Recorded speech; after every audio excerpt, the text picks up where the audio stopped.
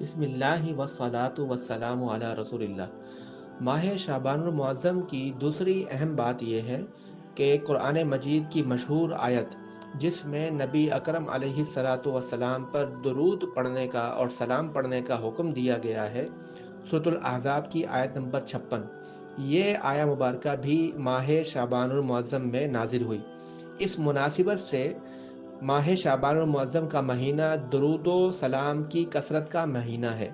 جس قدر ہو سکے بارگاہ رسالت مآب صلی اللہ علیہ وسلم میں درود و سلام پیش کیا جائے۔ ہو سکتا ہے کہ اس کی برکات سے ہمارے موجودہ حالات بہتر ہو جائیں۔ ایک اور اہم بات جو کہ ماہ شعبان المعظم کے حوالے سے منسوب ہے کہ قرآن مجید اگرچہ رمضان میں نازل ہوا، لیکن اس کی تیاری کے اعتبار سے شعبان کے مہینے کو خصوصی اہمیت حاصل ہے۔ اسی لیے بعض صحابہ سے اس مہینے کا ایک نام شہر القرآن بھی منقول ہے، یعنی قرآن کا مہینہ، اور بعض تابعین نے اسے مہینے کو شہر القراء قرار دیا ہے، یعنی قاریوں کا مہینہ۔ لہذا جس قدر ہو سکے اس مہینے میں قرآن کی تلاوت کی جائے۔